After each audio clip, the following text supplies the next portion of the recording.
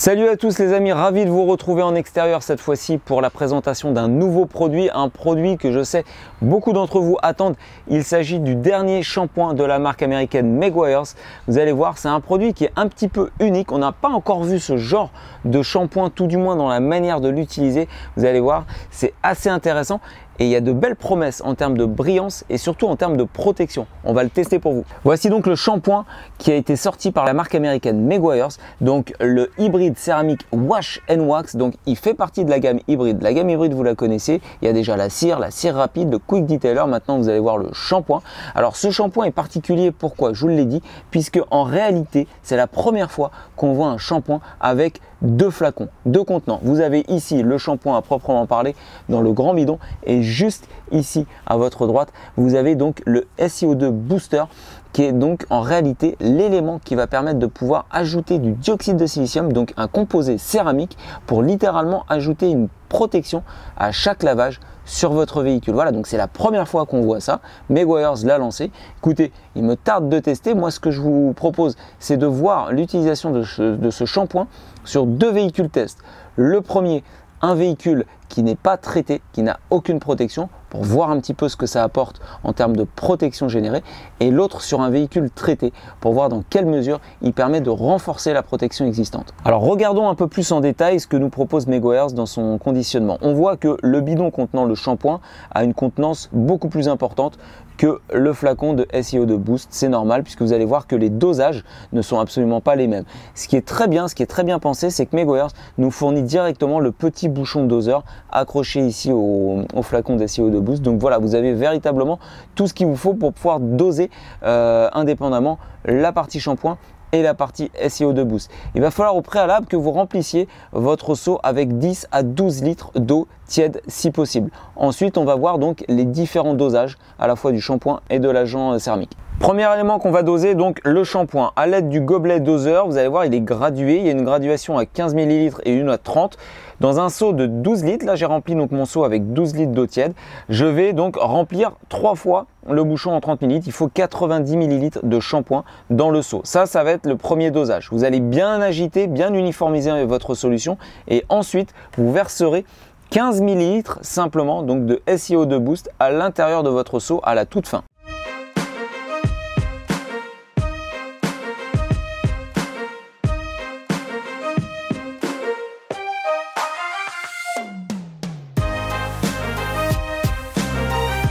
Mettez un petit coup de nettoyeur haute pression au fond du seau pour uniformiser le tout. Pourquoi? Parce que le shampoing est vraiment très sirupeux. Donc sinon, vous n'allez pas avoir vraiment une bonne homogénéité de votre solution. Donc faites ça avant d'ajouter ensuite SiO2 Boost.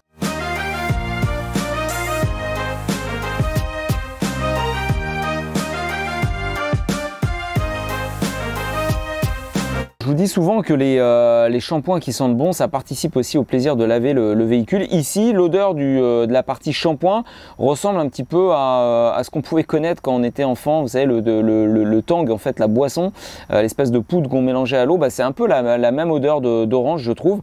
Ici, par contre, le SiO2 Boost sent vraiment très mauvais. On voit que c'est vraiment un produit purement chimique. Donc, c'est pas très agréable. Mais globalement, une fois que le produit est mixé dans l'eau, ça va.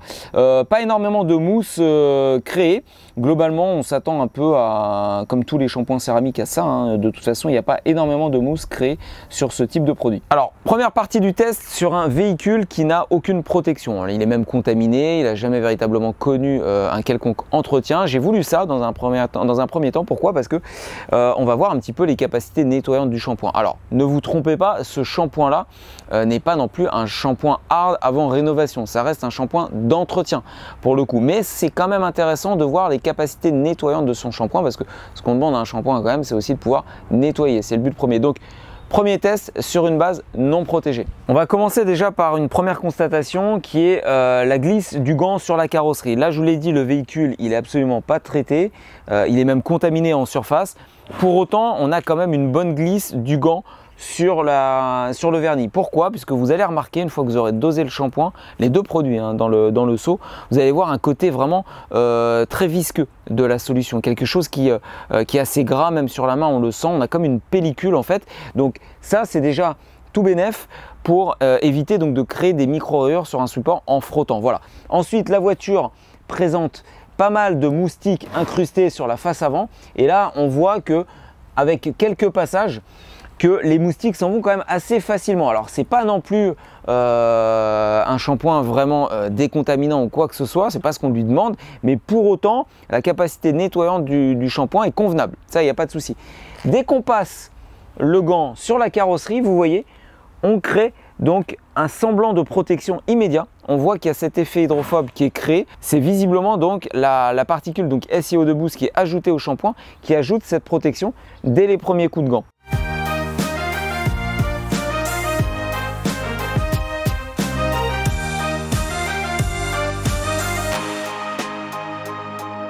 Au rinçage, on voit directement donc l'effet hydrophobe qui est créé en surface.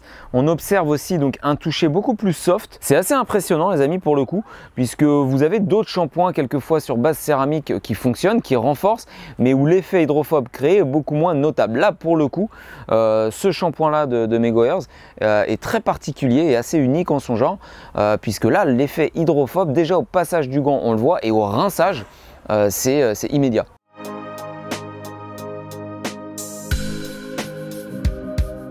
Là, la résultante directe d'un véhicule qui est protégé de la sorte avec un shampoing, c'est que vous n'aurez plus beaucoup de tension en surface, et donc forcément quand vous allez passer votre microfibre de séchage, le séchage du véhicule va se faire en un temps record, et ce sans forcer. Donc beaucoup moins de risques aussi, encore une fois, de créer de la micro-rayure au séchage, donc de fin défaut, notamment sur des teintes fragiles. Là véritablement avec ce shampoing, c'est un pur bonheur le séchage. Deuxième partie du test sur un véhicule protégé, et typiquement avec un traitement céramique. Donc là, on va véritablement être dans les clous pour l'utilisation de ce shampoing, à savoir booster le traitement initialement présent.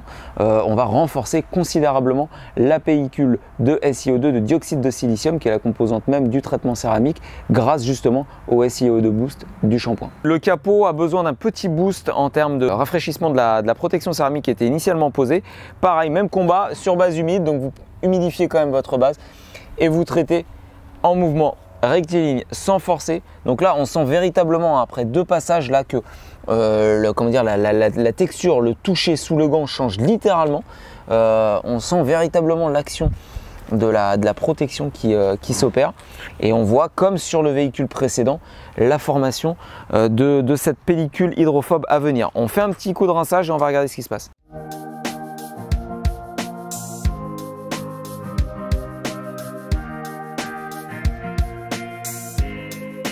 Donc on voit littéralement que sur la partie traitée avec le shampoing, que l'effet hydrophobe revient très vite, très facilement. On reconnaît un petit peu donc les ménisques d'eau, alors que de l'autre côté c'est beaucoup moins flagrant.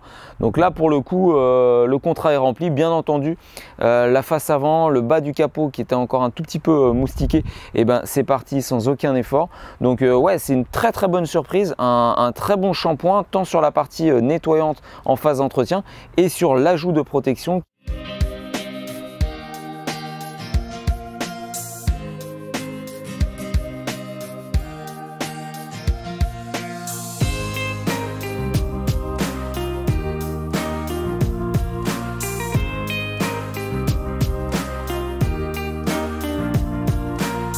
Enfin, il y a une dernière chose à constater qui est appréciable avec ce shampoing, c'est qu'il ne laisse pas de traces. Souvent les shampoings céramiques, s'ils sont mal utilisés, surdosés, s'il fait un peu chaud en extérieur, il peut avoir des traces. Là avec ce shampoing, vous voyez, même au séchage, lorsque je sèche le véhicule, il n'y a aucune trace résiduelle, rien. Donc ça c'est vraiment aussi appréciable, surtout sur une teinte foncée comme celle-ci.